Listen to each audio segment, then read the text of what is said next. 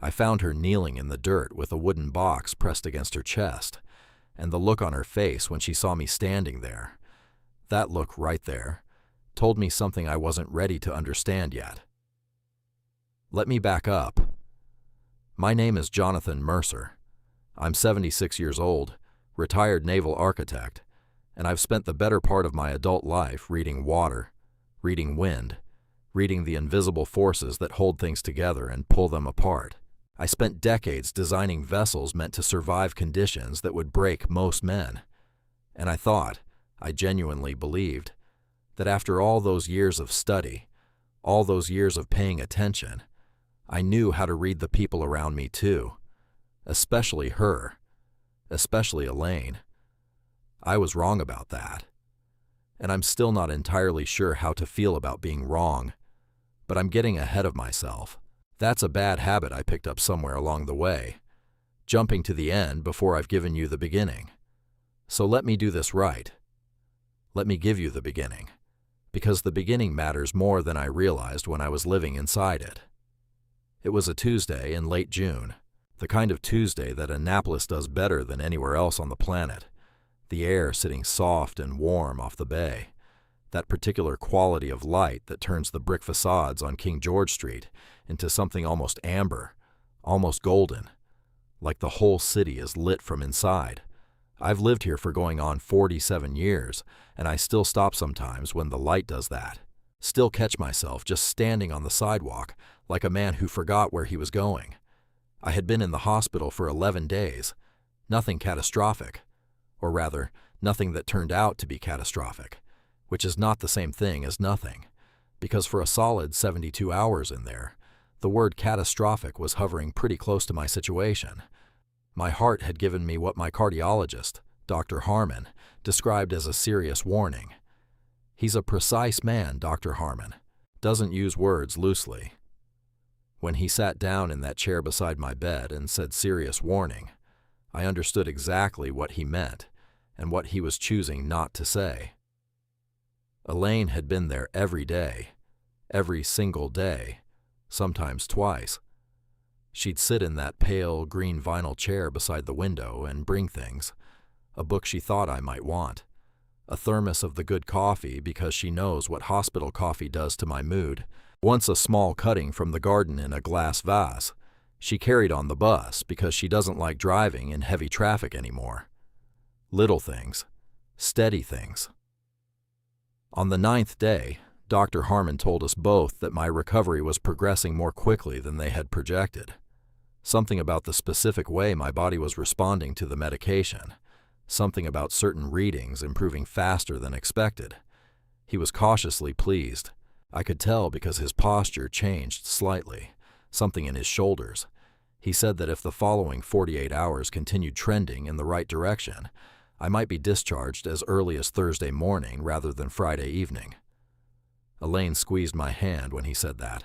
I felt her whole body exhale. Thursday morning came and the readings were better still. Better than projected. Dr. Harmon came in at 9:30, reviewed everything, asked me a series of questions, then told me I could go home that afternoon. Nearly a full day ahead of schedule. Now any reasonable man, any sensible, straightforward man, would have called his wife immediately, would have picked up the phone right there in that hospital room and said, "Elaine, good news. Come get me. I'm coming home." I'm not always a reasonable man. I sat there for a few minutes after the doctor left, and I looked out the window at the parking lot and the slice of sky above it, and something got into me. Some feeling I haven't had in a long time. I want to call it lightness, but it was more than that. It was something closer to gratitude mixed with a sudden, sharp awareness of how good, ordinary life actually is, of how much I'd been missing it, of how much I wanted to walk back into it without announcement, without fuss, just slip back into the fabric of things like I'd never been gone. I wanted to surprise her, not in a dramatic way, not with fanfare. I just wanted to walk through that front garden and see her face before she had time to compose it, before she had time to put on whatever expression she wears when she's been worrying and doesn't want me to know how much. I wanted to see the real version of her reaction, the unguarded one. There's a florist on Maryland Avenue, woman named Diane, been there for years, does extraordinary work, and I've walked past her shop more times than I can count. Elaine has a particular love for white hydrangeas, has had it as long as I've known her. Something about the way they bloom in full clusters, she once told me, as if they decided there was no point in doing things by halves. I stopped at Diane's shop and bought the largest bunch she had. I took a cab home. We live on Chester Avenue in Murray Hill, a neighborhood I chose almost 50 years ago because of the trees and the proximity to the water and the fact that every street there feels like it has been quietly keeping its dignity for a very long time. Our house is traditional brick, federal style, with a front garden that Elaine has been slowly transforming over the decades into something that might generously be described as opinionated. She has strong views about what belongs in a garden and what doesn't. I've learned not to express opinions on the subject. The cab dropped me at the corner, which I preferred. I wanted to walk the last stretch. I wanted to feel the sidewalk under my feet, hear the neighborhood around me. A dog somewhere, a screen door, the sound of someone's lawnmower 2 streets over doing its patient, Sunday business on a weekday. Everything felt heightened in that particular way it does after you've spent time somewhere sterile and controlled, where the sounds are regulated and the light doesn't change, and time moves in a different way than it does outside. I came through the front gate, walked along the side path, and let myself through the gate into the backyard. That's when I stopped. She was beneath the magnolia tree, kneeling, her back slightly toward me, both hands wrapped around a wooden box that I had never seen before. A weathered, dark-stained thing, the kind that looks like it has absorbed years of handling. She was holding it the way you hold something that matters, pressed close to her body, both arms pulling it in. I don't know how long I stood there before she heard me. It might have been 10 seconds. It might have been 30. I wasn't counting. I was just standing there with my white hydrangeas and my hospital discharge papers folded in my jacket pocket, watching my wife of nearly 50 years, kneeling in the dirt beneath our magnolia tree, holding something I'd never seen and couldn't explain. She turned her head and saw me. I've watched Elaine's face in every imaginable circumstance over the course of our life together. I know what surprise looks like on her. I know what joy looks like, and irritation, and the particular face she makes when she is trying not to laugh at something I've said.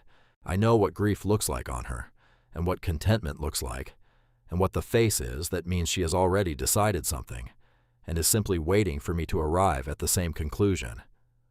What I saw in that moment was none of those things. What I saw was something I could not immediately name. Shock, yes, but underneath it, something else. Something closer to being caught, to being seen in a moment she had not prepared for. Her color drained. Her hands tightened on the box. For what felt like a very long time, neither of us said anything. Then her eyes filled, quickly, the way eyes fill when emotion moves faster than composure, and she said, very quietly, "Jonathan, please let me explain before you think the worst. I want to be honest with you. I want to tell you that in that moment I was calm and measured and that my mind went to charitable explanations. That's not what happened. What happened is that my mind went to every place a mind goes when it has been 11 days in a hospital bed with nothing to do but think. When it has been confronting things it usually keeps at a comfortable distance. When it has arrived home unexpectedly to find something it cannot explain. I didn't say anything. I just stood there with my flowers and I looked at her, and I waited. And that waiting, those next few seconds, were the beginning of something I'm still not sure I have the right words for. Even now. I need to go back further than that afternoon, though, because what happened beneath the magnolia tree didn't come out of nowhere, even if it felt like it did. There had been weeks of small things that I had noticed without quite paying attention to. Weeks of almost observations that hadn't added up to anything because I hadn't thought to add them up. Let me tell you about the weeks before the hospital first, because that's where this story really starts. It was March when I first noticed that something had shifted in Elaine's routines. Not dramatically. Nothing Elaine does is dramatic. That's never been her nature. But there were small changes that registered on the edges of my attention, without quite demanding it. She was spending time in the basement in the evenings, which wasn't unusual in itself, but it was the frequency that was different. 3 evenings in 1 week, sometimes 2 nights running, down there for an hour or more. I asked her once what she was working on, and she said she was reorganizing, which was plausible. Our basement is a monument to accumulated life, 4.5 decades of things that were too meaningful to discard and too specific to display, and Elaine has always preferred to address organizational projects in long, focused sessions rather than in small, incremental ones. But there were other things too. She had started opening old drawers in a way that felt deliberate rather than searching, not looking for something she'd lost, but examining what was there as if she were cataloging it. I came into the study one morning and found her at the desk with a collection of old envelopes spread in front of her, some of them yellowed at the corners, and she was writing something small and precise on each one. Labels, I assumed. She closed the drawer when she heard me come in, which she explained by saying she wanted to surprise me with the organization once it was complete.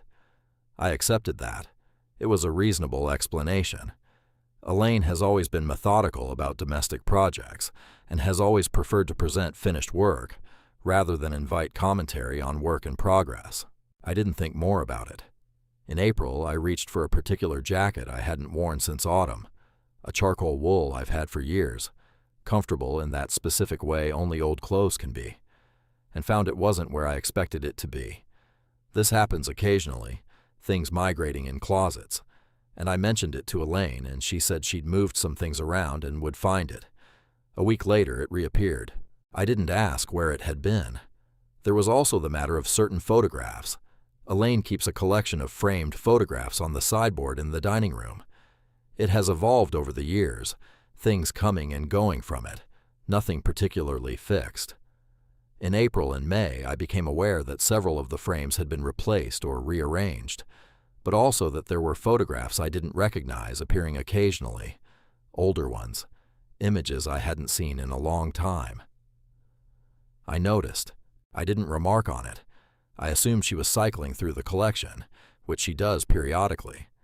What I didn't do, and this is the thing I've turned over many times since, was connect any of these things to one another. I noticed them in isolation. I filed them as individual, unrelated small changes in the rhythms of our household. I didn't think to treat them as pieces of something larger. That's the thing about living with someone for 50 years. You develop a kind of trust in the ordinary. You stop expecting the ordinary to be concealing anything because it so rarely does. The ordinary is just the ordinary. Breakfast, the newspaper, the sound of her moving through the house in the morning, the ritual of her garden hours, the particular way she laughs at the radio, and you move through it without asking too many questions, because the questions would slow it down, and slowing it down would mean admitting how much of it is passing.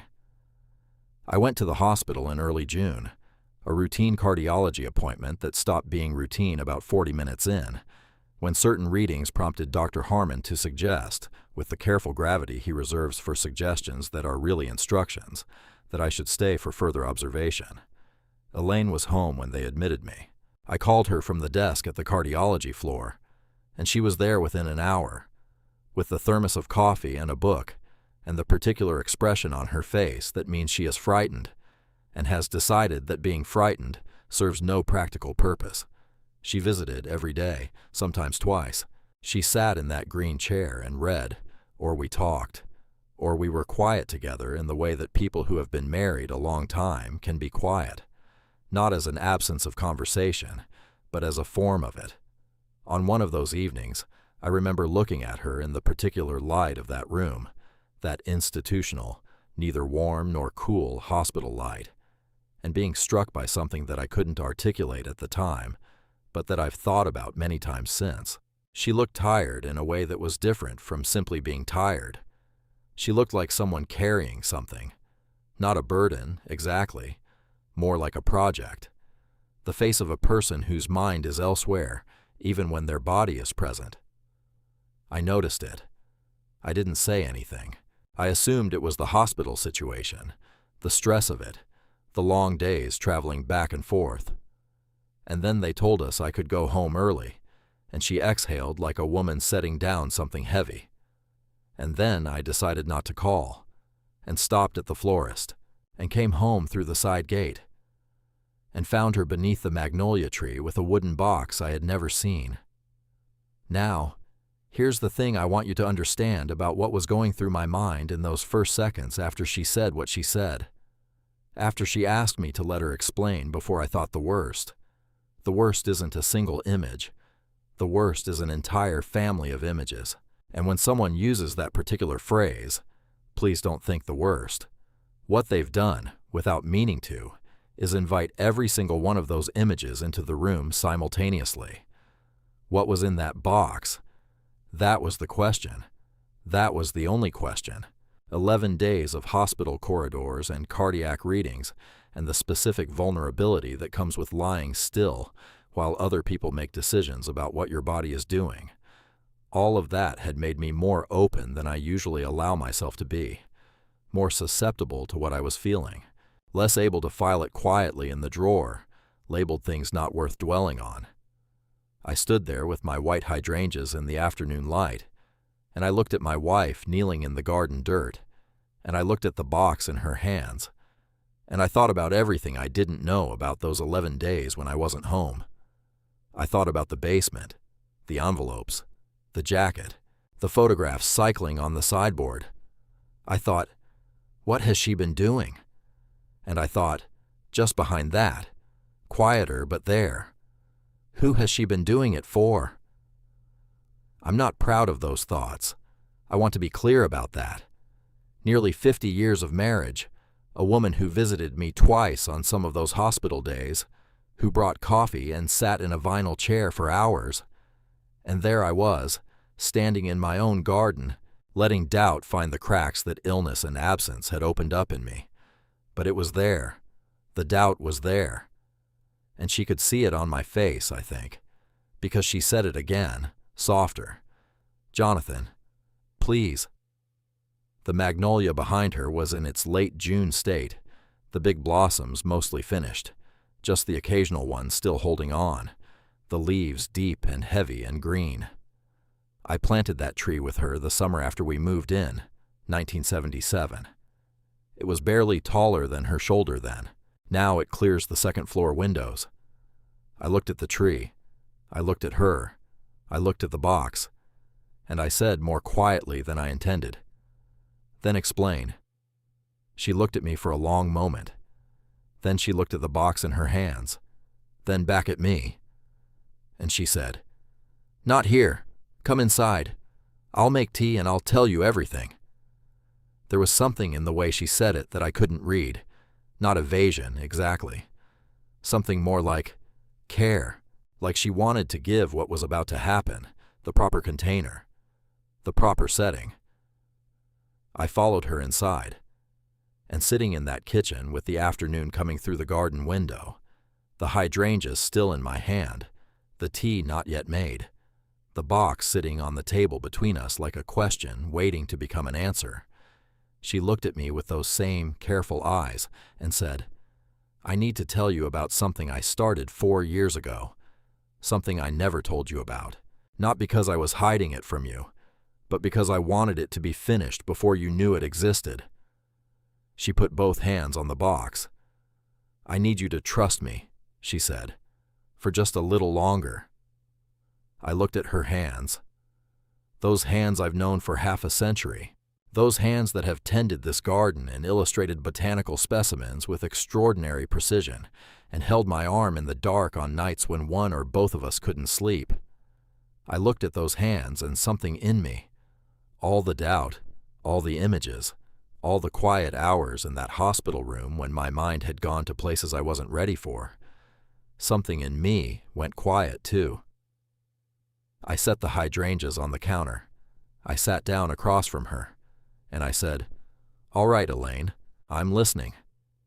She looked at the box for a long time before she looked at me again, and when she did, There was something in her expression I recognized, but couldn't quite place. The way you recognize a piece of music you haven't heard in years, something just at the edge of memory. And it wasn't until much later that I would understand what I was actually seeing. She hadn't opened the box yet. She hadn't said another word. But something was already shifting in that kitchen. Something was already beginning to move. I just didn't know yet what it was moving toward. She put both hands flat on the table, on either side of the box, and she breathed in the way she does when she's arranging her thoughts. Slowly, deliberately, like someone who has rehearsed the first sentence many times and is deciding in this final moment whether the rehearsed version is still the right one. It wasn't. I could tell she abandoned whatever she had prepared, because what came out first wasn't a sentence at all. It was just my name. Jonathan. Said the way she said it maybe twice a year, not a greeting, not a lead-in, a kind of placement, like she was making sure I was fully present before she went any further. "I need you to understand something before I open this," she said. "I need you to understand that everything inside here, every single thing, is because of how much I love the life we've had. Not in spite of it, because of it." I didn't say anything. I was watching her hands on the table. There's a small scar on her left hand, just below the knuckle of her index finger. She got it in 1983 from a gardening stake that caught her wrong, and I drove her to urgent care and sat in the waiting room for 40 minutes, reading a magazine I have no memory of. That scar has been part of her hand for 43 years. I have probably looked at it 10,000 times without thinking about it. I was thinking about it now. 4 years ago, she said, you had that first scare, the smaller one, the one Dr. Harmon said was a warning signal that we needed to take seriously. She was referring to something that had happened in the autumn of 2022, a brief episode, not a cardiac event by the technical definition, but something that had prompted a series of appointments and adjustments in conversations that neither of us had particularly enjoyed having. We dealt with it the way we deal with most difficult things, practically without excessive dwelling, making the necessary changes and then resuming the ordinary shape of our days. I had thought we'd both moved past it. "I sat in this kitchen," Elaine said, "the night after you came home from that first round of tests. You went to bed early, and I sat here and I did something I don't usually do." She paused. "I panicked," she said simply. There was no drama in the way she said it, just fact. The kind of fact you state quietly, because stating it loudly would give it more power than you want it to have. "Not about losing you," she added quickly, and then corrected herself. "Well, yes, about that. But not only that. I panicked about something else, something I'd never thought about before in quite that way." She looked at the box. "I panicked about forgetting," she said. The kitchen was very quiet. Outside I could hear the neighbor's wind chime, the one that hangs from the corner of the fence, the one Elaine tolerates, and I find mildly irritating. And even that sound felt somehow appropriate in that moment, something small and persistent, marking time in the background. "Not big things," Elaine went on. "I'm not frightened of forgetting our wedding day or the year we moved here, or any of the things you'd put in a formal record somewhere. I was frightened of—" She stopped, looked for the word, found it. "The texture," she said. "The texture of our life, the ordinary days, the unremarkable ones, the ones that don't get written down anywhere because there's nothing to write down, because they're just Tuesday." I felt something shift slightly in my chest, not a physical thing, something quieter than that. "I kept thinking," she said, "about how many Tuesday mornings there have been, how many Saturday afternoons, how many ordinary evenings on the porch that felt, at the time, like nothing worth preserving. And I thought, what happens to those? Where do they go? Are they just gone? Because that felt like too large a loss. That felt like something I wasn't willing to accept quietly." She lifted her hands from the table and put them in her lap. "So I started collecting them," she said. I looked at the box. "It started small," she said. "I found an old receipt from the grocery store, 1978, I think, or possibly 1979. I had it in an envelope in the back of the desk. Our first year here. I remember the week it came from. I remember what we ate that week, what we were talking about, what the house still smelled like when we were still painting and unpacking and figuring out where everything went. And I thought, this piece of paper contains an entire week of our life that exists nowhere else. And I kept it." She said it the way you say something that began as a small decision and gradually revealed itself as something larger. "And then I kept another one," she said. "And another. And then it wasn't just receipts. It was everything. Everything I could find that was ordinary. Everything that no one would think to save." She finally, slowly, put her hand on the top of the box. 4 years, she said. "I've been doing this for 4 years, Jonathan. In the evenings, in the basement. When you thought I was reorganizing, I was, in a way. I was reorganizing 47 years into something that could be held." She looked at me with those precise, serious eyes, and she said, "I was going to give it to you on our anniversary. I wanted it to be finished first. I had maybe 3 more months of work to do on it. And then you went into the hospital and I brought some of it upstairs to waterproof the last few pieces, because the basement had been damp, and I was worried about the paper materials, and I buried the box temporarily under the magnolia, because," she made a small sound that was almost a laugh, "because I didn't want you to find it in the basement when you came home," she said. "I thought I had until Friday evening. I thought I had more time." The afternoon light was doing something particular in that kitchen just then, coming through the garden window at that late June angle, landing on the table, on the box, on her hands in her lap. I didn't trust myself to speak immediately. So I did what I've done 1,000 times in this marriage. When I need a moment that won't betray me, I got up and I put the kettle on.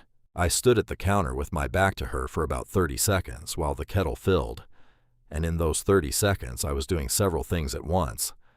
I was processing what she had told me. I was feeling something I didn't have a clean name for yet. And I was also, honestly, managing the particular sensation of realizing that the story you've been telling yourself about a situation is not only wrong, but is almost precisely the inverse of the truth. I'd been standing in that garden with doubt in my chest, and the question, what has she been hiding, in my head? And the answer, the actual answer, was this. She had been hiding a monument to our life together. 4 years of silent, patient, extraordinary love, assembled in a wooden box beneath our magnolia tree, addressed to me, for an anniversary we hadn't yet reached. I turned around. "Can I see it?" I said. She nodded. She didn't open it herself. She pushed it gently across the table toward me, which I understood was an act of considerable trust. 4 years of private work, handed across a kitchen table to the person it was meant for before it was finished, before she was ready, because circumstances had taken the timing out of her hands. I put both palms on the lid for a moment, felt the grain of the wood, the slight roughness of it, the small brass clasp at the front that was old and slightly stiff. I opened it. If you've ever been to Annapolis in late June, if you've ever sat in a kitchen in Murray Hill with the windows open and the bay air coming through, and the particular quality of silence that settles over that neighborhood on a weekday afternoon, you might be able to imagine what the next several minutes were like. Or you might not. Because what I found inside that box is not something I can adequately convey by describing it efficiently. It requires a certain slowness, a certain willingness to stay inside each small thing before moving to the next. The first thing I lifted out was wrapped in tissue paper, sealed with a small strip of tape, and labeled in Elaine's handwriting. Her handwriting is extraordinary.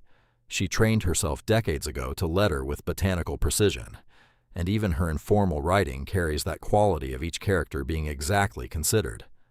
The label said, "First week on Chester Avenue," October 1977. I opened the tissue carefully. It was a grocery receipt, faded to the color of old tea, the ink gone soft and brownish at the edges, but legible. Eggs, bread, a tin of soup, coffee, a bottle of wine that cost $4.15, a bar of soap. I looked at that receipt for a long time. And here's the thing about a grocery receipt from 1977. It is, on its surface, absolutely nothing. It is the most mundane possible document. It records transactions. It has no narrative, no sentiment, no art. It is the kind of thing that gets thrown away without a second thought, 10,000 times a day by 10,000 people in 10,000 kitchens. But it isn't nothing. Not when you know the week it came from.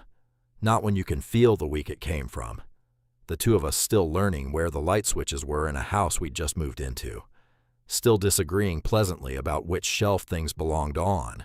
Still in that particular phase of shared life, where everything is slightly unfamiliar and therefore luminous with the effort of attention. That receipt contained a week I hadn't thought about in decades, and holding it, I could feel that week. I could feel its specific weight and temperature. The $4 wine, the bar of soap. I set it down carefully and reached for the next one. This one was labeled The Magnolia, Spring 1978. Inside the tissue was a dried flower, a magnolia blossom, pressed and preserved with the careful technique Elaine has used in her botanical work for years, flattened precisely, the color held in a way that dried flowers rarely manage, creamy white going only slightly to ivory at the edges. It was fragile in the way of something that has been kept for a very long time, through deliberate, consistent care. I looked out the kitchen window at the tree in the backyard. 48 years old now, clearing the second-floor windows, bark gone silver and furrowed with age. We planted it together. A Saturday in April 1978. We'd gone to a nursery out past Annapolis, toward the county, and argued mildly about what to put in the back corner, and she had wanted the magnolia, and I had thought it would take too long to amount to anything, and she had said, quietly and with finality, that most things worth having take a long time to amount to anything, so we should probably start now. She was right. She's been right about most things, in my experience. I held the dried blossom from the year we planted the tree and looked at the tree through the window. I think that was the moment the full weight of what she had done began to reach me. Not all at once. It came the way cold water comes when you've been out in winter, slowly, working through the layers until it reaches the center. I want to be honest with you about something, because I think honesty is the only thing worth offering when you're telling a story like this one. I am not, by nature, an emotionally demonstrative man. I was raised in a family where feeling things was considered acceptable, but expressing them was considered a matter of judgment, a question of whether the occasion warranted it. I've spent my life in professions and communities that valued composure. I am not unfamiliar with deep feeling. I am simply experienced at keeping it in its proper room. That afternoon, in that kitchen, the proper room had a very thin door. I reached for the next package, and the next, and the one after that. And Elaine sat across from me and watched, and the kettle boiled and neither of us moved to address it, and the afternoon light shifted slightly, as it does when the earth tilts a few degrees into evening. And if you haven't subscribed to this channel yet, I want to pause here for just a moment and ask you to do that. Not because of any formula, not because of any strategy, but because the kind of story I'm trying to tell you takes time and attention and multiple sittings. And I'd like you to be here for all of it. Hit that subscribe button. It takes a moment, and it means you won't miss what's coming. Because what came out of that box next, what I found in the third and fourth and fifth package, is the part that I am still not entirely sure how to talk about. The part that rearranged something in me that had been in the same position for a very long time. A folded map. Old, the paper gone soft at the creases, labeled Sunday Drives. I unfolded it slowly. It was a road map of the Mid-Maryland region, Anne Arundel County, the Eastern Shore, the corridor south toward Calvert, and across it, in Elaine's careful hand, were dozens of small lines and circles and notations. Routes marked in different colors of ink, different colors, I realized, for different years. A key in the corner, her handwriting, listing the years alongside their corresponding colors. Blue for the early 80s, green for the later part of that decade, red for the 90s. Every Sunday drive we had ever taken, every one of them. I sat with that map for a long time. We used to drive on Sundays. It was something we did almost without deciding to, in the years when the week was full, and Sunday felt like the one day when the shape of time was negotiable. We'd get into the car after breakfast and go somewhere without particularly planning where, following roads that looked interesting, stopping if something caught our attention, finding lunch somewhere unremarkable and good. We did it for years. Then, gradually, the habit drifted, life accumulated around the edges of it, and the Sundays filled with other things, and we stopped, without ever consciously deciding to stop. Looking at that map was like finding a record of something I hadn't known I missed until I saw its full shape laid out in front of me. Decades of Sunday mornings, decades of a particular kind of unhurried time together that I had allowed to quietly disappear. There was a restaurant napkin, white paper, slightly stiff, from a place that I believe had been somewhere on the Eastern Shore. The name was no longer on it, if it ever had been, but on it in different handwriting from Elaine's, in the slightly uneven capitals that I recognized as my own from 30 or more years ago, was a joke. A small, stupid joke of the kind I apparently used to make in restaurants when something put me in a certain mood.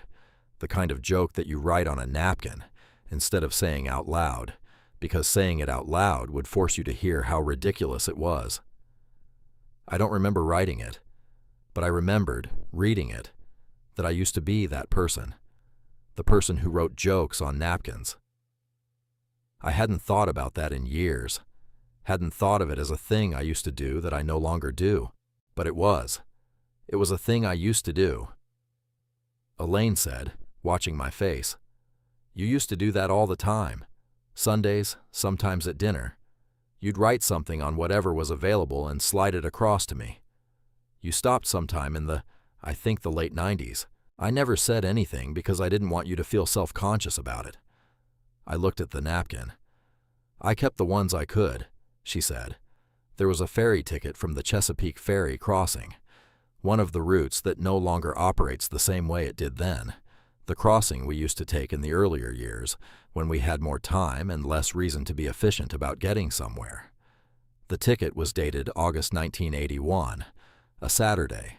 I can't tell you what we were doing that Saturday or where we were going, but I can tell you that holding that ticket produced a sensation that I can only describe as the feeling of a room you thought had been sealed for good, suddenly having its window opened. There were 2 small notes, index card size, written in my own handwriting, from what appeared to be the mid-'80s based on how the ink had aged. Brief things. One said something about picking up the dry cleaning and reminded Elaine about a dinner we apparently had that week. The other said only, "Left something for you on the counter." Just because. I don't remember leaving something on the counter. I don't remember what the something was. But I had written that note. I had been at some point the kind of husband who left things on the counter just because, and who wrote small notes to accompany them, and who apparently thought so little of these actions that they left no trace whatsoever in my memory. But they had left a trace somewhere. They had left a trace in Elaine. "I kept every one of those," she said softly. "Every note. The ones from lunches especially. The ones you left in my work bag when I was going somewhere without you. I kept them in an envelope in the desk for years. When I started the box, I labeled each one and put them in sequence." She paused. "You wrote them like they were nothing," she said. "Like they were so ordinary they barely counted. That's exactly why I kept them."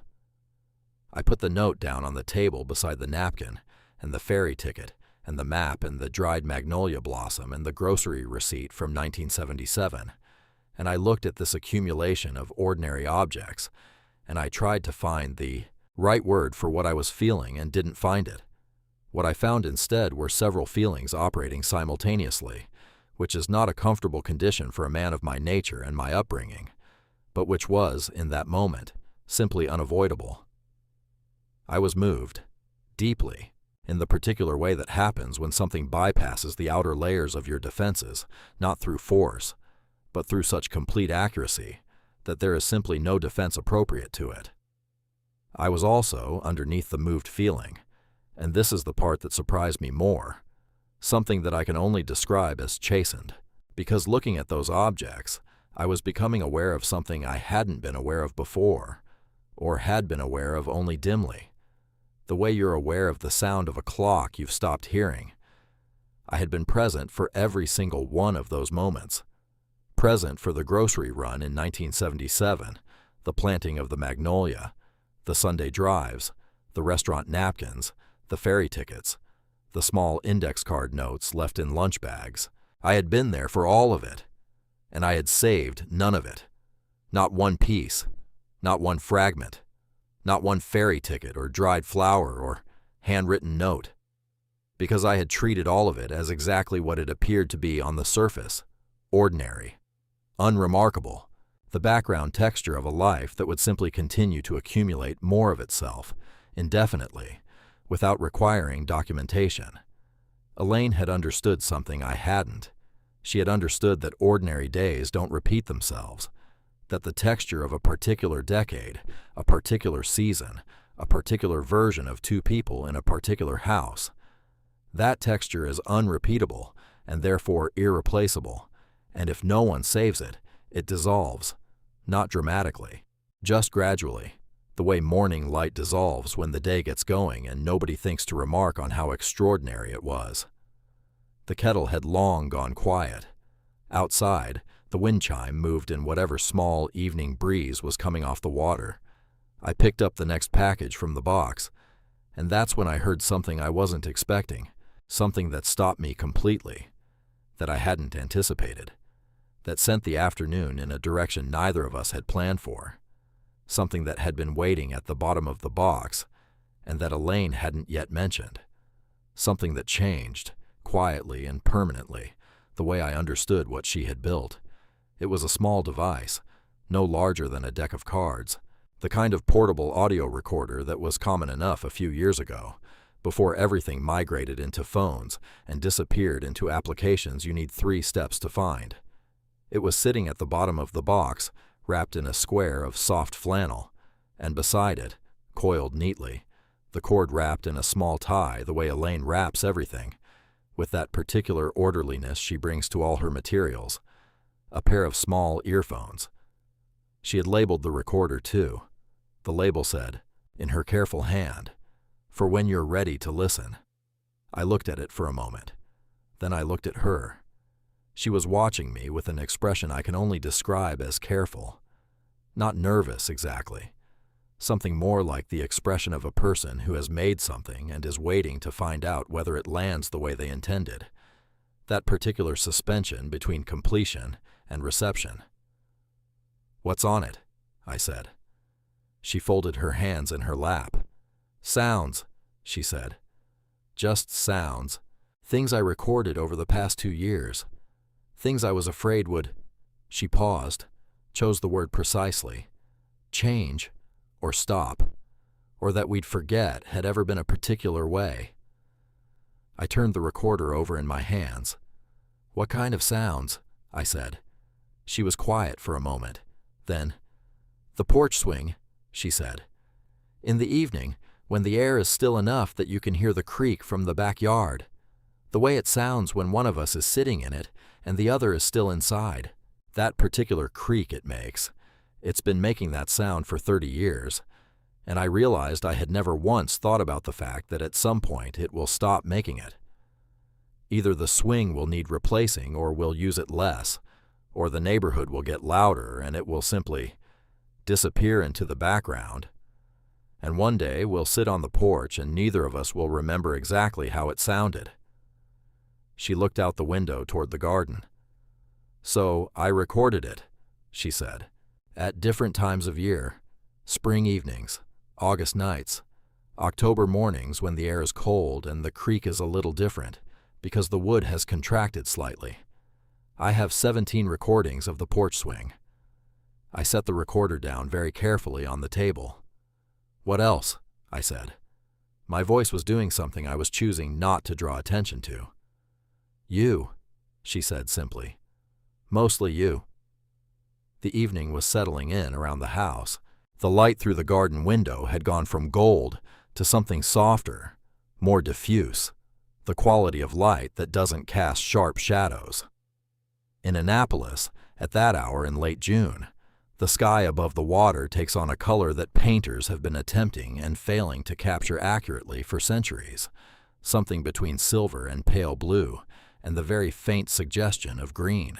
I couldn't see the bay from where I was sitting, but I knew it was out there doing that, the way I always know. "There's a recording," Elaine said, "of you in the workshop. On a Sunday afternoon, I think it was November of the year before last. You were repairing that lamp from the study, the old brass one, and you were humming. You do that when you work with your hands. You hum without realizing it.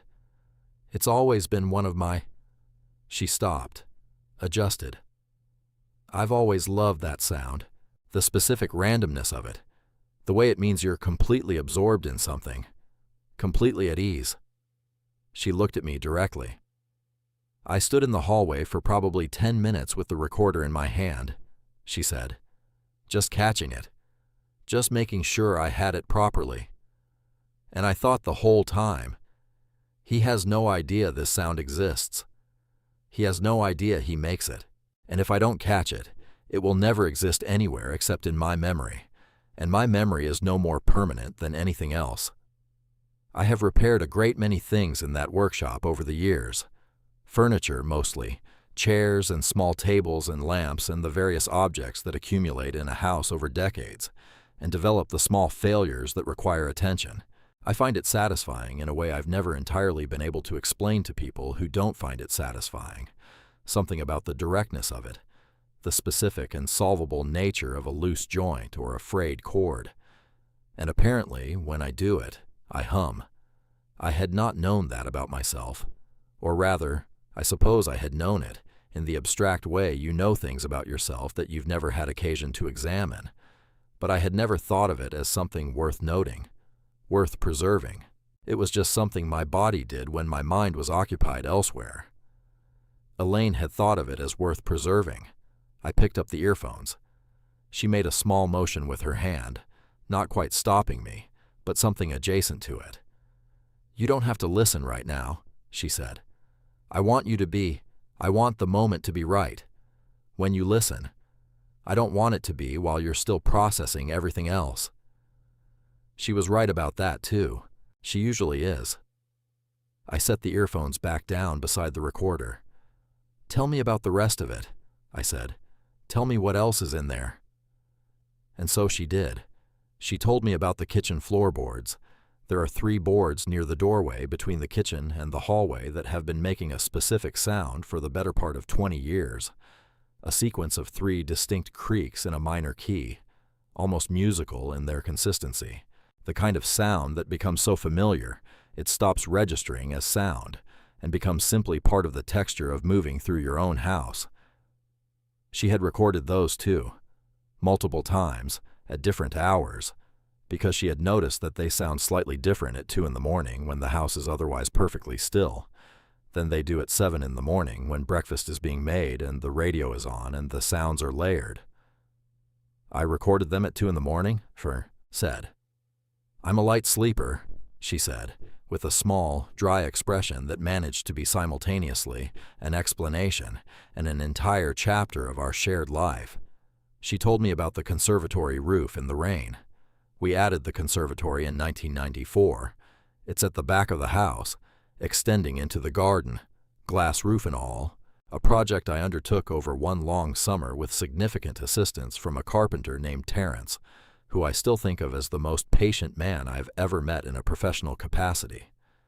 The rain on that glass roof makes a sound that I would struggle to describe to someone who hasn't heard it, something between percussion and white noise, something that manages to be both energizing and deeply calming, depending on the nature of the rain and the hour and whatever mood you bring to it. Elaine has always loved that sound with a specificity she articulates more clearly than I do about most things. She recorded it in every season, at every intensity, from light spring drizzle to the heavy rain that comes off the bay in August, flat and warm and insistent. She told me about a particular bird, a wren that had nested in the old rosebush on the south wall for 3 consecutive years, appearing each spring and establishing itself with the confidence of someone returning to a property they consider theirs by precedent. She had recorded it. She had, over those 3 years, built what she described as a fairly comprehensive audio record of that particular wren's presence in our garden. "You recorded a bird," I said. "I recorded our bird," she said, with a precision of emphasis that was not aggressive, but was entirely clear. The distinction was obvious once she made it.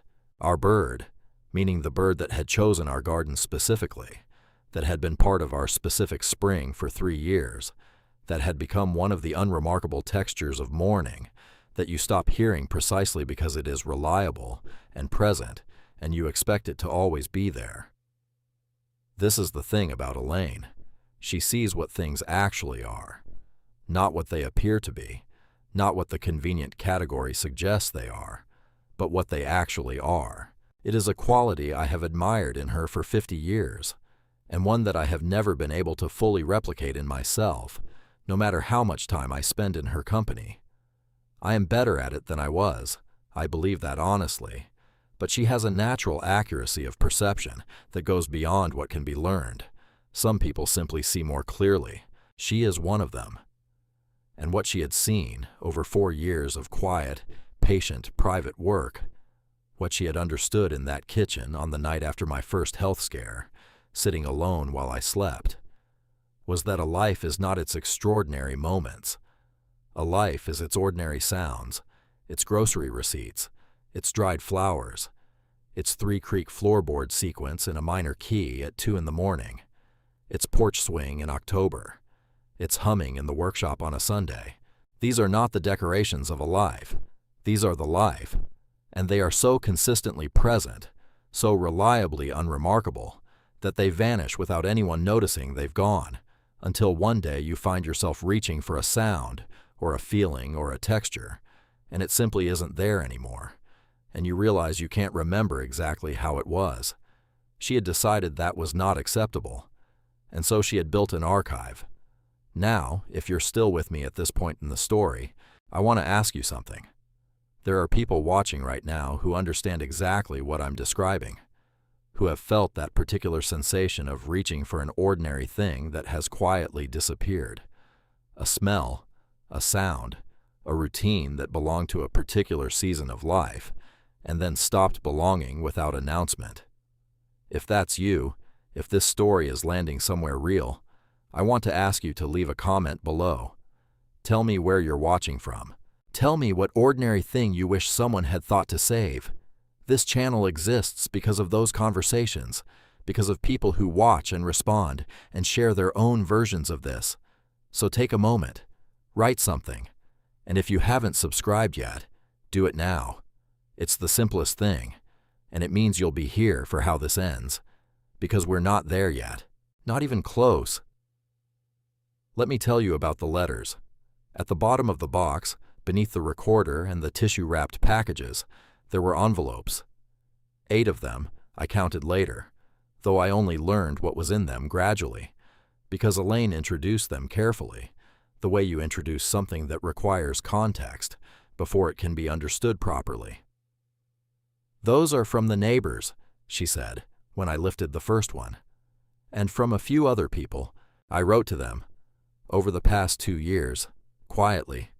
I asked them a specific question." I looked at the envelope. It was sealed. "What question?" I said. She looked at her hands in her lap. "I asked them to tell me something you had done for them," she said. "Something you did quietly. Something you never mentioned to me afterward. I told them I was working on a project and that I needed to know about the versions of you that you don't report on." I put the envelope down. "Elaine," I said, "Jonathan," she said, with a calmness that closed the subject before I could open it properly. "You have been a neighbor on this street for 47 years. You have been a colleague and a friend and a member of this community for 47 years, and in all of that time, you have done things, many things, that you simply didn't mention, not out of false modesty, just because to you they were ordinary, just because to you they were simply what you do." She looked at the envelopes. "They weren't ordinary to the people you did them for," she said. "I will not pretend that I was entirely comfortable with this information. There is something particular about the experience of being witnessed without knowing you were being watched, not in a violating sense, but in the sense that your private behaviors, the things you do when you don't think anyone is measuring them, have been seen and recorded. I am not a man who does things in order to have them noted. I do them because they seem to require doing, and I am in a position to do them, and it doesn't seem to me to merit commentary. That is simply how I was made." And the idea that Elaine had written to people and asked them to report on these invisible actions produced in me a complicated feeling that I am still not entirely sure I can fully separate into its component parts. But I will tell you what was in one of the letters, because I think it matters to the story, because I think it tells you something about what Elaine had understood and was trying to preserve. It was from a man named Gerald Ashworth, retired professor of maritime history, used to live 4 houses down on Chester Avenue before he moved to an apartment near the harbor about 5 years ago. We had been neighbors for over 30 years. Friendly, the way long-term neighbors are, not intimate, not close in the way of people who seek each other's company, but the sustained, warm familiarity of people who have been part of the same background of each other's lives for decades. His letter was 3 pages, handwritten. His handwriting is large and slightly uneven, the handwriting of someone whose hands have gotten less reliable than they used to be. He wrote about the winter of 2009, a particularly hard January, the kind that Annapolis gets occasionally when the cold comes off the bay with a specific ferocity and everything ices over and the city hunkers. He had been dealing at that time with something I had known about in the general way of a neighbor. His wife Dorothy had been ill and then had gotten better, and then had gotten worse again, the difficult cycling of a long illness. He wrote that in that January of 2009, on a Monday morning after an ice storm, he had come out to find that his front path and steps had been cleared, salted, done carefully, he wrote. Not just the main path, but the edges, the bit near the gate where ice tends to pool, the top step which is the most dangerous one.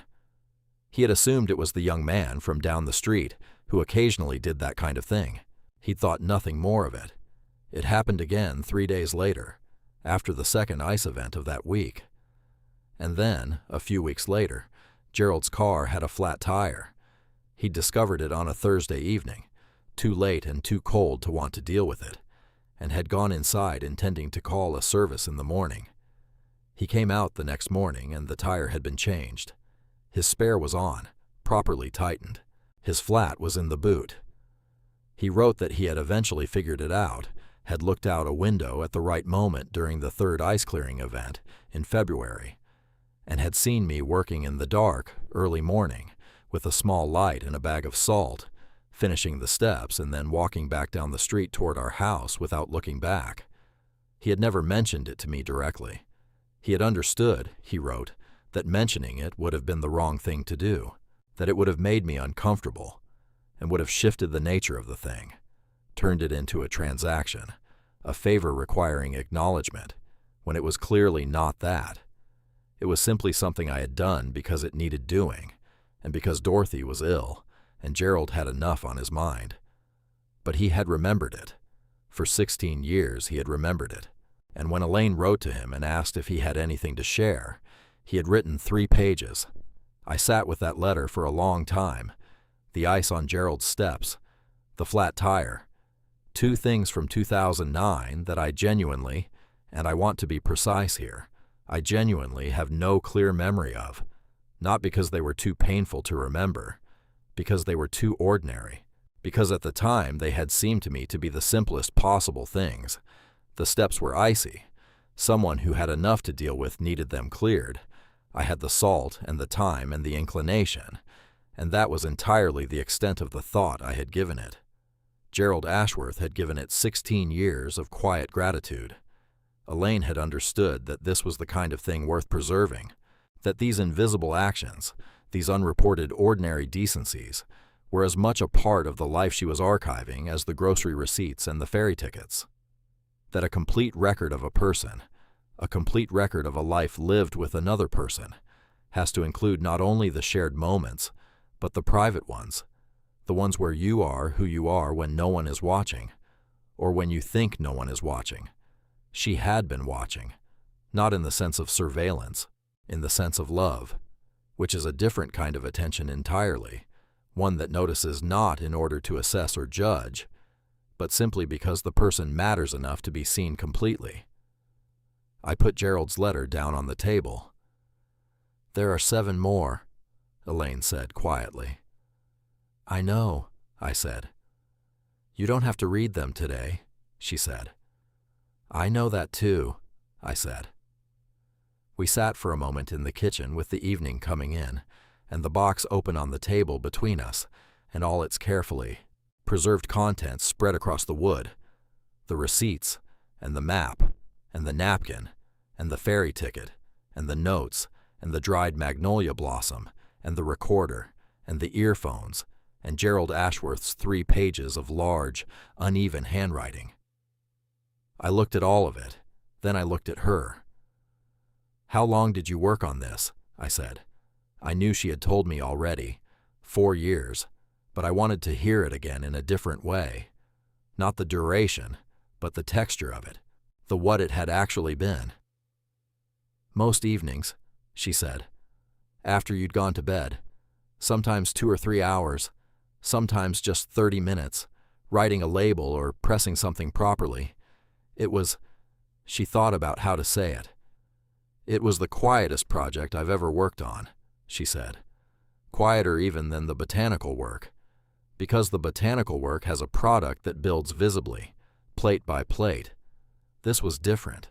This built in a way I couldn't see properly until I was deep inside it." She looked at the box. "I didn't know what it was going to become when I started," she said. "I just knew I needed to start. I knew that if I didn't start catching things, they were going to go on disappearing at the rate they'd been disappearing, and at some point the disappearances would add up to something I wouldn't be able to fix." The light through the window was nearly gone now. I reached across the table, not for the box, not for any of the objects, for her hand, specifically for the hand with the small scar below the knuckle of the index finger, the one from the gardening stake in 1983, the one I've been looking at for 43 years without thinking about. I held it. She turned her hand over and held mine back, and we sat like that for a while, in the kitchen on Chester Avenue in Murray Hill, Annapolis, with the bay somewhere out there beyond the trees doing its quiet, enormous, indifferent work, and the wind chime marking time on the fence, and the kitchen floorboards keeping their 3-note secret in the hallway, just beyond the door. It was one of the most ordinary evenings of my life. I know that now. I didn't know it then, but I know it now. And there is a version of me, the version who had not yet opened that box, who would have let that evening dissolve without a second thought, filed it under simply another Tuesday, allowed it to become one more ordinary thing that disappeared without being saved. But that was the version of me who hadn't yet opened the box. The version who had opened it was sitting in a kitchen with his wife's hand in his, surrounded by 47 years of preserved ordinary days, beginning to understand something that he would spend the next several weeks, and possibly the rest of his life, learning to put into practice. The understanding had a shape, but not yet a name. The name would come later. It would come on a particular morning, a few days after that evening, during a walk we took together along a route I hadn't thought about in years, a route that passed a place neither of us had visited in a very long time, and that turned out to contain something we hadn't expected to find. The morning came in quietly, the way the best mornings do, without announcement, without drama, just the gradual arrival of light through the bedroom curtains, and the sound of Elaine already downstairs, the particular sequence of small sounds that has been the opening movement of my days for nearly half a century.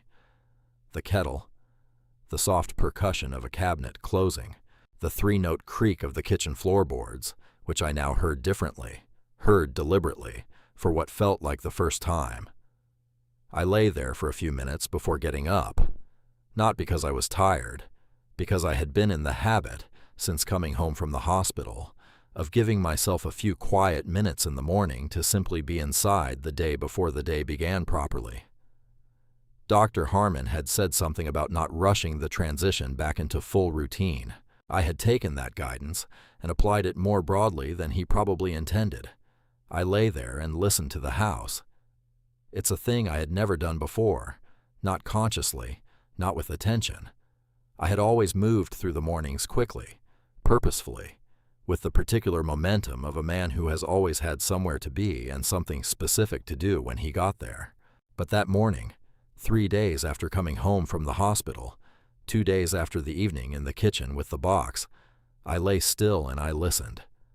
The floorboards, the kettle, a bird outside, not our wren, that had been a spring presence, and it was now late June, but something else, something with a shorter, more declarative call, staking its claim on the morning from somewhere in the magnolia, the faint sound of water, distantly, the creek possibly, or just the particular acoustic quality of a Murray Hill morning in summer, where the proximity to Spa Creek gives the air a slight resonance that you stop noticing after a while, and that I was noticing again now. The house settling, the way old houses do, the small adjustments of wood and brick to temperature and time that produce sounds so subtle and familiar they exist below the threshold of ordinary attention. I listened to all of it. Then I got up and went downstairs. Elaine was at the kitchen table with her tea and a notebook. She keeps a garden journal, has kept one for 30 years, recording what is blooming and what needs attention, and what the light is doing on any given morning. She looked up when I came in, and there was something in her face that was different from the look she had been wearing for the 11 days I was in hospital. Something lighter, less guarded, the specific quality of a person who has been carrying a secret for 4 years and is no longer carrying it. "You slept well," she said. It wasn't a question. "I did," I said. I poured my coffee and sat down across from her, and we were quiet together for a while in the way that is one of the great, unmarked privileges of a long marriage, the ability to share a silence that is not empty, but full, that communicates without requiring words, that is in itself a kind of conversation. After a while, she said, "I was thinking we might walk today, if you feel up to it." "Where?" I said. She looked out the window at the garden. "Quiet Waters," she said. "It's been a long time." It had been a long time. Quiet Waters Park sits south of downtown Annapolis, a stretch of land reaching down to the South River, wooded trails, open meadows, the water visible through the trees in the way that water in this part of Maryland is always somehow visible through the trees, as if the landscape itself is oriented toward it. We had walked there regularly in certain periods of our life together, and then, as with the Sunday drives and other habits of earlier decades, had allowed it to drift out of our routine without consciously deciding to leave it behind. "All right," I said. "Let's go to Quiet Waters." We went after breakfast, taking the car south on Forest Drive and parking near the main entrance, the way we always used to. It was mid-morning by then, the June heat beginning to establish itself, but not yet at its full daily authority, the shade under the trees still genuinely cool, and the light coming through the canopy in that fragmented, shifting way that makes you feel, walking beneath it, as if you are moving through something alive. Elaine had her walking stick. She's used one for the past several years, a practical decision she made without sentiment and has never reconsidered. I had been given guidance about not overdoing it in my first weeks home, which I was interpreting as permission to walk slowly and pay attention, rather than as a prohibition on walking entirely. We set a pace that suited both of us and moved into the park along the main trail that follows the water's edge. I want to tell you about that walk in some detail, because it mattered in ways I didn't fully understand while it was happening. We walked for the better part of 2 hours, not continuously. We stopped often, which is partly a function of age and partly a function of how we had both, without discussing it, decided to approach the morning.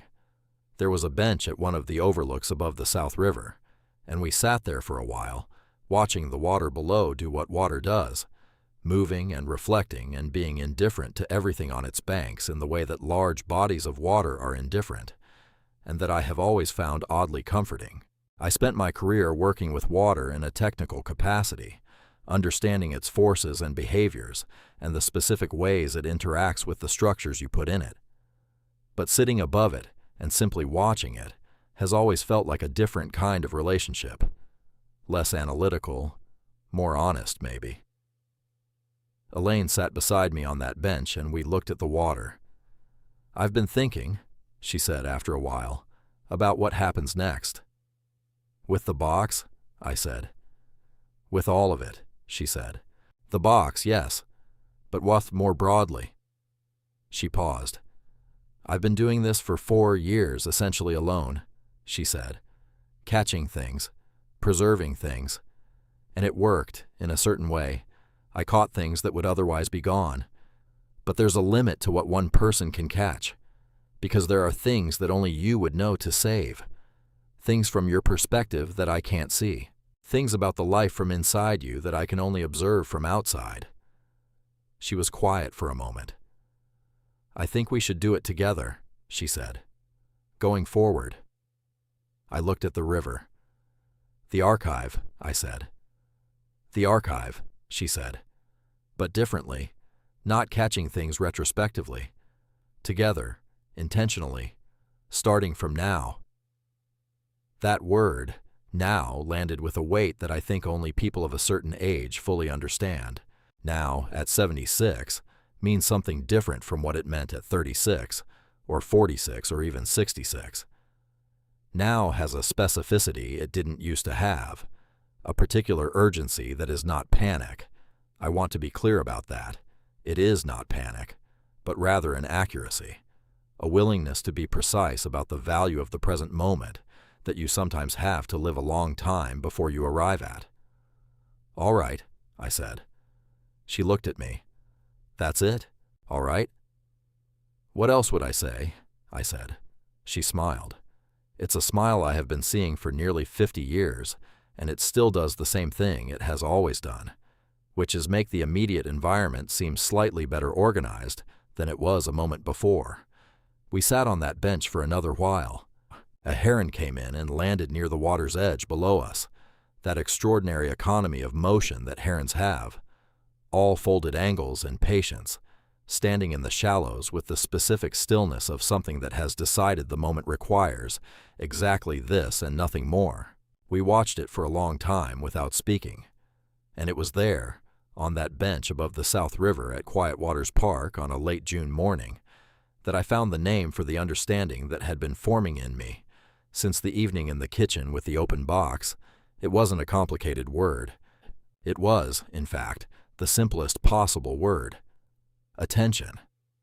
What Elaine had been giving to our life for 4 years, what she had understood that night in the kitchen when I was asleep and she was alone with a fear she didn't know what to do with, was attention.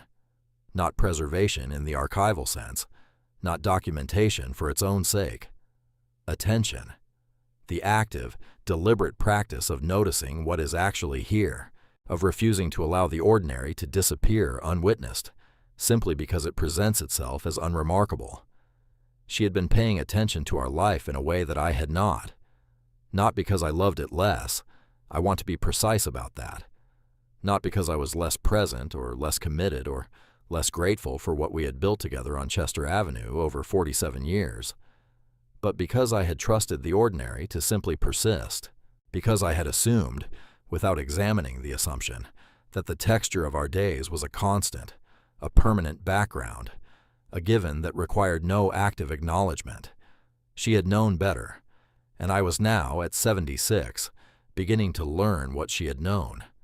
Let me tell you about the afternoon that followed the walk, because that's where the story begins to arrive at what it was always moving toward. We came home from Quiet Waters and had lunch, something simple, the kind of lunch that happens in summer when neither of you wants to spend much time in a warm kitchen. Cheese and bread and some tomatoes from the garden, eaten at the small table on the porch with the Spa Creek air moving through, and the porch swing making its familiar sound as the breeze caught it.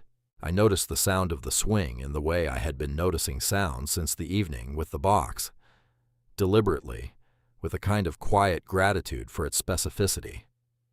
After lunch, Elaine went to the garden. I went to the study. I sat at the desk for a few minutes, not doing anything in particular. Then I opened the bottom drawer and found what I was looking for, a notebook. Not a new one. I don't keep new notebooks in that drawer. What I keep there are the old ones, the ones from different periods of work and life, full of technical drawings and notes and calculations that have long since been superseded. But at the back of the drawer was one that was only partly used, about a third of its pages filled, the rest blank. It was from the early 2000s, based on the dates on the first few pages. I turned to the first blank page, and I sat there for a while looking at it, because it occurred to me that I was about to do something I had never done before in my life, at least not in this way. I had kept professional journals for decades, records of projects, technical observations, notes on structural problems and their solutions. I had never kept a personal one, had never thought I had anything to report that wasn't already contained in the living of it. I understood now that that was precisely the wrong way to think about it. So I wrote something, not much, a paragraph, maybe two, about the morning, the walk, the heron, the bench above the river, the specific quality of the light through the canopy on the Quiet Waters Trail at 10 in the morning in late June, the sound of Elaine's walking stick on the path, what I had been thinking while we watched the river, what the word attention had felt like when it arrived. I wrote it in the ordinary way I write everything, plainly, without decoration, because I don't have the training for decoration and have always been slightly suspicious of it anyway, but I wrote it. And when I was done, I looked at it on the page and felt something I hadn't expected. It was already different from the morning itself, not worse, different. The act of writing had not reproduced the morning, but had made something new from it, a version of it that could be returned to, a version that would not change while the original dissolved. I understood, sitting there at the desk in the study with the garden sounds coming through the window, what Elaine had been building. Not a time capsule, not a museum, a practice. The practice of paying enough attention to your own life that you leave traces of it behind, not for posterity, not for an abstract future, but for yourself, for the version of yourself who will one day reach for a Tuesday morning and need to be able to find it. Now here is where I need to tell you about what we did next, because it is the part of this story that I think matters most. Not the box, not the revelation, not the letter from Gerald Ashworth, or the dried magnolia blossom, or the grocery receipt from 1977. What matters most is what happened after. We went to the hardware store on Forest Drive, the good one, where they know what they're talking about, and I bought a wooden box, similar in size to the one Elaine had kept beneath the magnolia, similar in the quality of the wood, solid and unseasonable and built to last. I bought a small brass clasp and a tin of finishing wax and a waterproofing sealant for the interior. Elaine, without my asking her to, went to her studio and came back with her materials. Tissue paper, the small precise labels she uses for her botanical specimens, a roll of archival tape, a tin of her pressed flower preparation compound. She arranged them on the workbench in the garage with the particular efficiency of someone who has done this before, because she had. We spent that afternoon building the second box together, not filling it yet. Building it, preparing it, treating it, getting it ready to receive whatever we were going to put inside it. And there was something in the simple physical work of that afternoon that I found unexpectedly moving, the two of us at the workbench, my hands doing the carpentry work and hers doing the archival preparation. the radio on low in the background, the garage door open onto the summer backyard, the magnolia visible beyond the garden, its leaves doing their heavy, lacquered June business in the slight afternoon breeze. We didn't talk much while we worked. We didn't need to. When the box was prepared and drying, we went inside and sat in the kitchen again. The same kitchen, the same table, but different now than it had been 3 evenings before. Something had shifted in the room, not in the room itself, in what we brought to it, the quality of attention we were paying to the simple act of sitting in our own kitchen on a Tuesday afternoon. Elaine said, "We should decide what goes in it." "Yes," I said. "Not everything," she said. "That's not the point. The point is choosing. Choosing what to notice, what's worth keeping. And this right here, is the thing I want you to stay with, if you're still with me. Because it sounds simple when I say it, and it is simple, but it is also one of the most difficult things I have ever attempted. Choosing what to notice. Because the natural tendency, when you decide to pay attention, is to reach for the extraordinary, the significant moments, the obviously memorable occasions, the things you would already put in a formal record. But that was not what Elaine had built in her 4 years of quiet work. She had built a record of the ordinary, of the Tuesday mornings, of the grocery receipts, of the 3 Creek floorboard and the porch swing in October, and the humming in the workshop that I didn't know I made. And what she had taught me, what that wooden box had taught me, was that the ordinary is not the absence of the extraordinary. The ordinary is where the extraordinary actually lives, disguised, patient, waiting to be recognized. So we started small. That evening, after dinner, I went out to the porch and I sat in the swing. I let it move slowly in the evening air, and I listened to the sound it made, that particular creak, 30 years in the making, the sound of a specific wood and a specific mechanism and a specific porch on a specific street in a specific city in late June. Elaine came out after a while and sat in the chair beside it, the way she does in summer evenings, with her tea.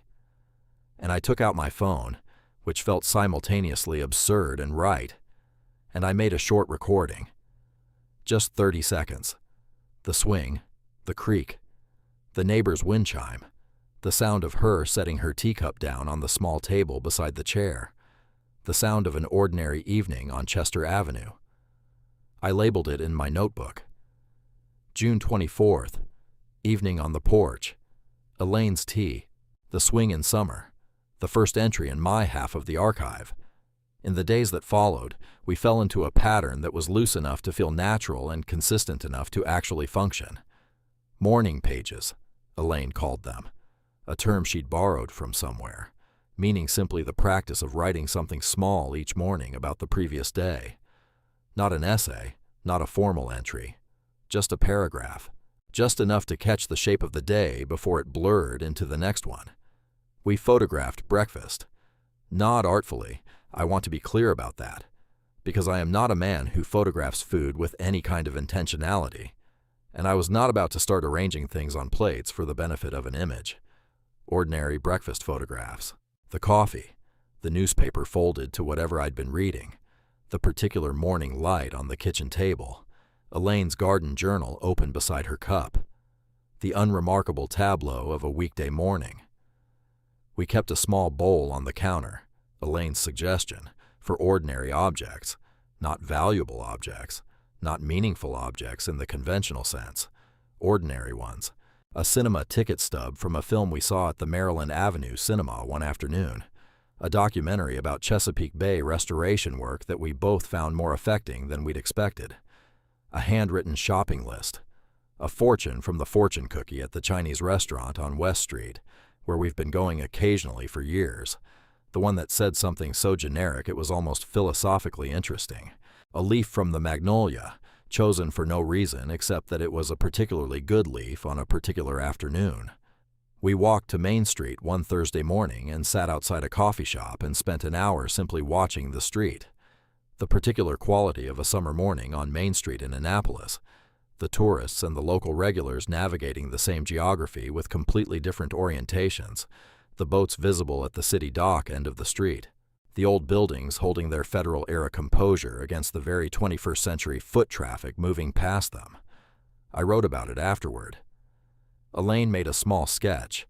She still sketches, quickly and precisely, the way people do when the skill is deeply enough embedded that it becomes a reflex. We took a drive one Sunday. Not a planned drive. A Sunday drive, in the old sense. South on Route 2, then east toward the Bay Bridge area.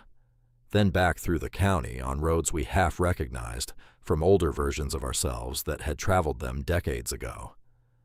We stopped for lunch at a place that had been different things at different points in our experience of it, and was now a seafood counter with picnic tables outside, unpretentious and very good.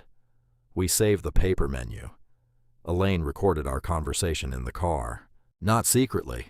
She told me she was doing it, held up the small recorder with a slightly questioning expression, and I said, "Go ahead."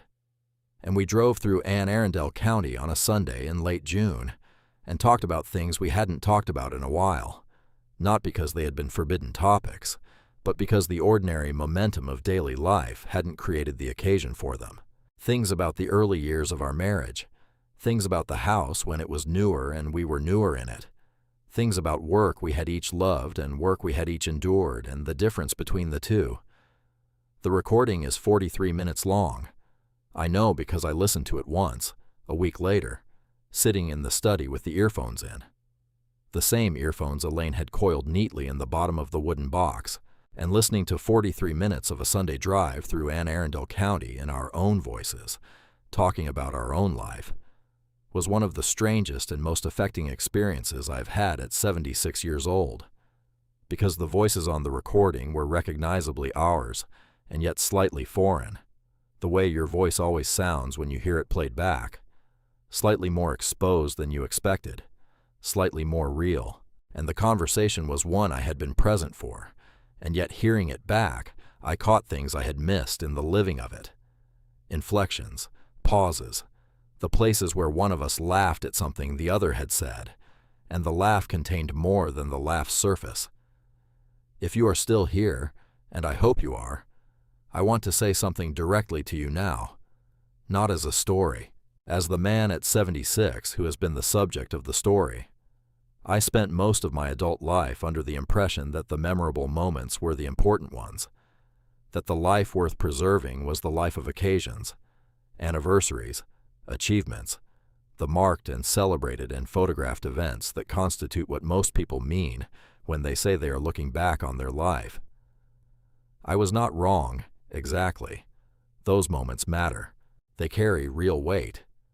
But they are not, as it turns out, the whole story. The whole story is the Tuesday mornings. The whole story is the grocery receipt from the first week on Chester Avenue, and the Sunday drives recorded in different colors of ink on a soft old road map, and the 3-note floorboard sequence, and the sound of a porch swing in October, and a wren that came back for 3 consecutive springs and chose our garden specifically. The whole story is the ordinary, endlessly replenished, endlessly disappearing river of daily life that flows through every house on every street, in every city where 2 people have decided to build something together. And here is what I know at 76 that I did not know at 36 or 46 or 56. Someone has to decide to notice it. That decision is not automatic. It is not the natural result of being present. You can be present for every day of a 50-year marriage and still allow most of it to dissolve unwitnessed. The noticing is a separate act, a deliberate one, a daily choice to treat the ordinary as if it is what it actually is, which is irreplaceable. Elaine made that choice 4 years ago in a kitchen at night when she was frightened and alone, with a fear she didn't know what to do with.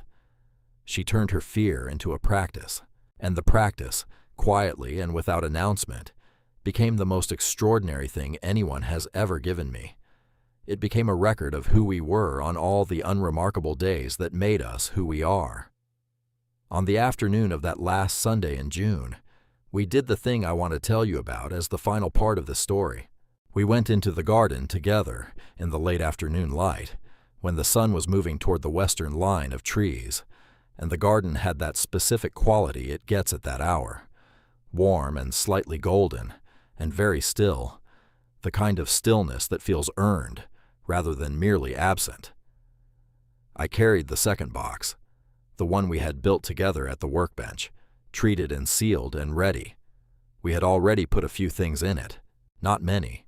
We had decided that the second box would accumulate slowly over the months between now and our anniversary, and that what went into it would be chosen carefully, one ordinary thing at a time. But there were a few inaugural items: the paper menu from the seafood place on our Sunday drive, a photograph of the breakfast table on the morning after we came home from the walk at Quiet Waters, a printout of the recording label from the porch swing with its date and its small description, the fortune cookie fortune, a leaf from the magnolia, and one more thing, which I had added that morning without telling Elaine until we were standing in the garden together. It was a note, index card size, written in my own handwriting, in the style I apparently used to use in the 1980s when I left things on the counter and wrote small words to accompany them. It said, "Found something on the counter, just because." She read it standing beneath the magnolia in the late afternoon light, and she looked up at me with an expression that I will not try to describe because some things resist description and should be allowed to. We dug the hole together, not deep, just enough to properly seat the box, with the protection it needed. The earth under the magnolia is dark and rich, and has been worked by her hands for 4 decades, and it received the box easily, the way good ground receives things that are meant for it. We covered it together. Then we stood up and looked at the magnolia above us, and the garden around us, and the house beyond it, the brick federal house on Chester Avenue that has been our house for 47 years, and that contains in its walls and floors and garden and every ordinary room the entire accumulated texture of a life we have been building together since before the magnolia was taller than Elaine's shoulder. I put my hand in hers. She put her hand in mine. I thought about what was in the first box, the one she had spent 4 years filling alone, the one that would be completed and given to me properly on our anniversary in the way she had always intended.